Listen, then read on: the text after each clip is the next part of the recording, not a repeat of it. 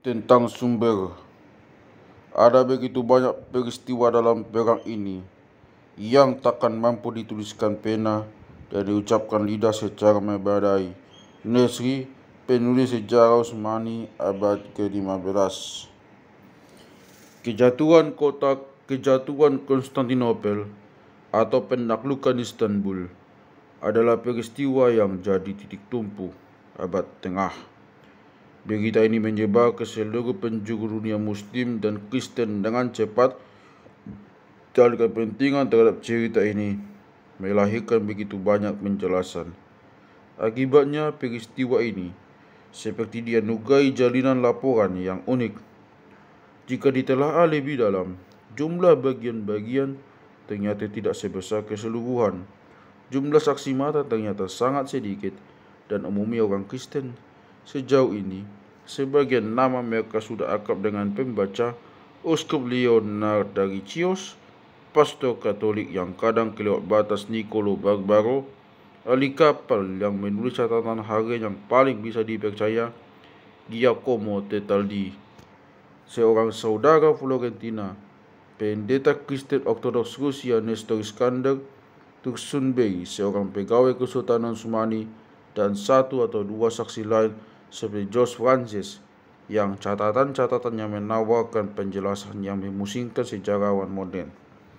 Setelah pelaku langsung ini menyusul sekelompok penerus yang masa hidupnya sangat dekat dengan peristiwa tersebut dan barangkali pernah mendengar kisahnya sebagai pihak kedua, Lukas, penulis sejarah Yunani yang tidak dapat ditekan, terang-terangan, tak bisa dipercaya, dan penuh dengan kisah-kisah yang meragukan, yang keberpihakannya sangat mewarnai kisah yang dia paparkan. Dan seorang Yunani lain, Christopoulos, seorang hakim di Pulau Imbros, yang anehnya menulis tulisan dalam bahasa Kristen, namun isinya cenderung memihak Utsmani. Di antara ambisinya dalam karyanya ini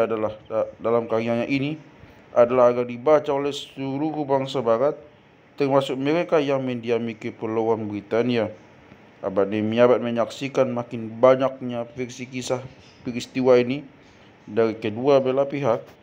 Di antaranya ada yang hanya sekadar mengulang-ulang cerita, sementara yang lain menambahi kisah konon, penjelasan lisan yang terlupakan sebelumnya, mitos dan propaganda kerajaan baik dari pihak Kristen maupun Kesultanan Utsmani. Hasil itu semua adalah tumpukan informasi yang tidak bisa diuji kebenarannya. Dari kantong pengisahan seperti di ataslah buku ini muncul. Sebagian kesulitan yang dihadapi ketika menangani sumber-sumber seperti ini tentu saja selalu dialami disiplin sejarah, terutama sejarah sebelum zaman ilmiah. Saksi mata di pengepungan ini cenderung melebih-lebihkan perkiraan jumlah pasukan yang terlibat serta jumlah korban yang jatuh. Tidak jelas soal rincian tanggal dan waktu, menggunakan sistem ukuran berat dan jarak yang berlaku setempat, serta sering membesar-besarkan sesuatu demi menarik minat para pembaca. Urutan kronologi peristiwa tampaknya masih harus ditemukan, sementara pemilahan antara fakta, cerita, dan mitos sudah cukup memadai. Takhayul keagamaan masuk begitu dalam ke dalam peristiwa-peristiwa, sehingga kejatuhan kota ini adalah kisah tentang apa yang dipercayai warganya sekaligus tentang apa yang benar-benar terjadi. Dengan demikian sudah pasti paparan objektif sangat asing bagi pengisahan seperti itu. Seperti penulis punya sudut pandang dan motifnya sendiri-sendiri dalam sejarah yang dia tulis, dan kita perlu berhati-hati membaca klaim dan kepentingan khusus seperti mereka. Penilaian selalu dibuat berdasarkan agama, kebangsaan, dan ajaran. Orang Fenisia secara otomatis akan bicara tentang keunggulan pelaut mereka dan melecehkan kelicikan orang Genoa, begitu pula sebaliknya. Orang Italia akan mempersalahkan kepengecutan, kemalasan, dan kebodohan orang Yunani. Pemeluk Kristen Katolik dan Kristen Ortodoks akan saling serang dan tuduh seputar masalah pemisahan gereja, seputar masalah pemisahan gereja ini. Di kubu Kristen, pencarian penjelasan baik yang teologis maupun yang manusiawi sebab kejatuhan kota ini adalah motif paling utama dan kutukan terhadap kebudayaan terhadap hampir di setiap halaman. Tentu saja penulis Kristen selalu melecehkan Mehmet si peminum darah, kecuali Kristofulus yang berbalik ingin menyatukan diri dengan Sultan. Seperti yang bisa diduga, pihak Utsmani juga membalas pelecehan-pelecehan ini dengan nada yang sama. Kisah yang disampaikan para saksi mata ini selalu jelas dan terang. Mereka sadar kalau mereka telah menyaksikan sendiri dan berhasil selamat merupakan peristiwa yang sangat luar biasa. Namun versi-versi cerita mereka penuh kebungkaman aneh. Mereka ingat betapa besarnya arti 1453 bersejarah bangsa Turki. Cukup mengherankan mengapa hanya sedikit penjelasan dari masa itu dari pihak Utsmani tentang penaklukan kota ini. Tidak ada pengikraran, tidak ada pengisahan yang berasal dari saksi mata. Bahkan nyaris tidak ada laporan pribadi tentang perasaan dan motif prajurit Muslim, kecuali surat Syekh Aksemseddin kepada Mehmet. Sebagian besar masyarakat Utsmani kala itu masih buta huruf. Penyebaran kisah kejadian ini biasanya secara lisan, tanpa tradisi pencatatan kisah-kisah secara individual. Yang ada hanya bentuk konik-konik pendek yang dibuat belakangan dalam rangka membangun legenda dinasti, sehingga perspektif Utsmani sering disusun berdasarkan pembacaan atas apa-apa yang tidak diuraikan penulis-penulis Kristen. 1453 menjadi khas dan istimewa karena dia adalah sejarah yang justru banyak ditulis oleh pihak yang kalah.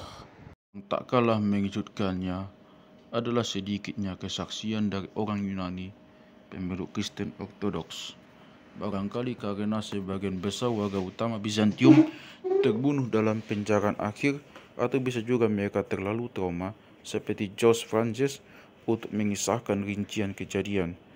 Kisah-kisah dari pihak Kristen biasanya berasal dari orang Italia atau orang Yunani yang mendukung penyatuan gereja, kecuali Konstantin yang mendatangkan tekanan bagi pihak Ortodoks yang mempertahankan kota.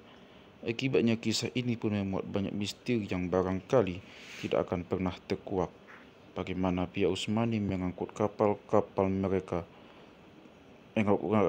mereka tetap menjadi topik perdebatan di antara sejarawan Turki.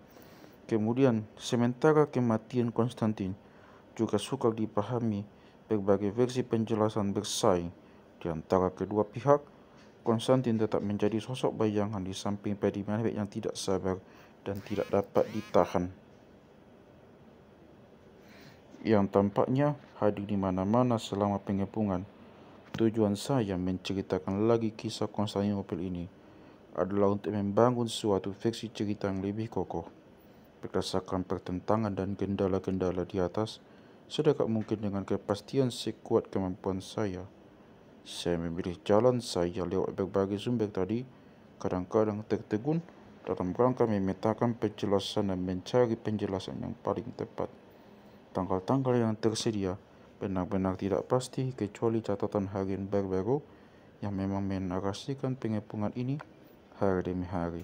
Setiap penjelasan memilih garis berbeda dalam menguraikan rincian urutan dan penangkaran setiap peristiwa. Sebagian kalangan yang telah mengkaji masalah ini tidak akan sepakat dengan saya terkait beberapa hal. Kajian forensik atas buku ini akan menunjukkan beberapa misteri kecil terkait penanggalan peristiwa-peristiwa yang terjadi. Saya memutuskan untuk membiarkan misteri-misteri tersebut sebagai catatan tentang apa yang tidak bisa diketahui dan tak bisa diselesaikan. Secara umum, saya juga memutuskan untuk memilih kronologi yang menurut saya paling masuk akal dan sedapat mungkin membatasi penggunaan kata barangkali. Mungkin saja bisa jadi dalam pengisahan saya. Alternatif dari ini adalah memerosotkan pembaca ke dalam berbagai versi sumber yang tidak akan berpengaruh banyak pada dinamika cerita secara keseluruhan yang garis-garis besarnya sangat tegas namun berwarna-warni. Pada saat yang bersamaan saya juga menarik garis deduksi yang tegas dan saya nilai sah dari bukti-bukti fisik geografi, lanskap, cuaca, dan waktu. Tujuan kedua saya dalam buku ini adalah menangkap suara manusia-manusia, memproduksi kata, prasangka, harapan, dan ketakutan para protagonis yang dari sumber pertama dan membeberkan kisah dari kisah, versi-versi yang mereka yakini benar secara fakta-fakta yang memang bisa diuji. Sumber-sumber yang saya gunakan seringkali pribadi-pribadi yang kadang aneh dan penuh misteri seperti cerita yang mereka sampaikan, di antara seperti Barbaro yang hanya ada dalam kisah yang disampaikan sumber-sumber itu lalu lenyap begitu saja. Sementara yang lain seperti Leonard dari Chios dan Isidor dari Kiev lebih dekat dengan sejarah gereja masa itu. Di antara penjelasan yang paling mencengangkan sekaligus paling bermasalah adalah penjelasan si Rusia, Nestor Iskander, yang agaknya datang ke Konstantinopel selaku peserta wajib militer dalam angkatan bersenjata Utsmani. Lewat deduksi, tampak dia telah melarikan diri masuk kota di awal pengepungan, menyaksikan sendiri dan ikut terlibat langsung dalam peristiwa-peristiwa yang terjadi kemudian. Secara khusus dia menjelaskan dengan gamblang pelaku pengeboman dan peristiwa-peristiwa yang terjadi di sekitar tembok kota dan berhasil bertahan hidup akibat kebaikan Utsmani, barangkali karena menyamar sebagai seorang rahib di biara. Legendanya yang mistis dan sering bercampur khayalan fantastik, kabar burung dan pengamatan tangan pertama begitu membingungkan terkait tanggal dan urutan peristiwa sehingga banyak penulis yang cenderung mengabaikannya, namun audionya mengandung banyak rincian yang meyakinkan dengan cara yang unik. Cerita versinya sangat konkret terkait pertempuran memperebutkan tembok dan proses penanganan mayat-mayat prajurit, sebuah tugas yang mungkin dia terlibat langsung. Nyaris jadi satu-satunya sumber. Nestor Iskander juga memberi kita laporan tentang bagaimana sesungguhnya orang Yunani bertempur. Misalnya insiden yang mengakibatkan kematian Rangebis. Orang Venisia dan Genoa mungkin akan mendorong kita untuk mengira bahwa semua ini hanyalah urusan bangsa Italia, sementara populasi Yunani paling banter, hanya pasif dan buruk karena perbedaan agama dianggap pengkhianat, egois, dan pengecut. Dua konik lain ditakdirkan bersinar setelah kematian penulisnya, kayak Francis dan Dukas. Francis terkenal karena menulis kisah kejatuhan Konstantinopel dalam dua versi dikenal dengan komik rendah dan tinggi. Untuk beberapa lama, orang mengira konik tinggi adalah perluasan dari konik rendah yang nyaris tidak menjelaskan apapun tentang pengepungan. Peristiwa paling penting meski mengecewakan dalam hidup Francis yang panjang. Konik tinggi yang lebih terang-terangan, rinci dan lebih masuk akal sejak lama dipakai sebagai sumber utama informasi tentang 1453. Namun belakangan terbukti bahwa konik itu adalah karya tiruan yang cerdas. Karya itu ditulis sekitar 100 tahun kemudian oleh Makarios Melisenos yang bertindak sebagai orang pertama yang menyamar sebagai Francis. Karya ini tidak bisa dijadikan pegangan utama. Melisenos adalah seorang pendeta yang memasukkan dikit kerajaan untuk memenangkan perdebatan ihwal gereja. Akibatnya seluruh isi konik tinggi meragukan. Sejarawan sekarang sangat hati-hati membacanya dengan berbagai cara. Siapapun yang ingin menulis tentang pengepungan ini harus memutuskan bagaimana menanganinya. Berdasarkan analisis tekstual mendalam, penilaian sudah dijatuhkan. Untuk mempercayai bahwa konik tinggi memang dinisbahkan pada versi cerita Francis yang lebih panjang yang saat ini sudah hilang, dan detail-detail yang ada di dalamnya akan memberikan susunan peristiwa yang tak akan tertindingi seorang novelis sejarah seandainya konik besar itu memang temuan utuh. Melisenos bertanggung jawab atas kisah yang menceritakan bahwa Francis dan Konstantin berdiri di atas menara pada malam sebelum pertempuran dimulai. Dia juga sumber bagi seluruh momen yang kemudian jadi ikon dalam sejarah Turki. Cerita Hasan dari Ulubat, Janissary bertubuh raksasa yang pertama kali menancapkan bendera Utsmani di atas tembok. Tampaknya kejadian kedua ini terlalu detail untuk bisa diuraikan dalam sebuah kronik. Tak kalah eksotiknya dari itu adalah kronik karya Lukas, sejarah panjang kejatuhan Bizantium. Lukas menyaksikan banyak peristiwa seputar pengepungan ini. Jika bukan pengepungan itu sendiri, dia barangkali telah melihat uji coba Miriam raksasa Orban di Edirne dan mayat-mayat pelaut yang disulam Mehmet setelah kapal mereka tenggelam di pemotong tenggorokan. Penjelasannya yang terang-terangan dan keras berakhir dengan cara yang aneh. Dia berhenti tiba-tiba di tengah kalimat ketika menggambarkan pengepungan Utsmani atas Lesbos pada 1462, membiarkan nasib pengarang yang menggantung di udara.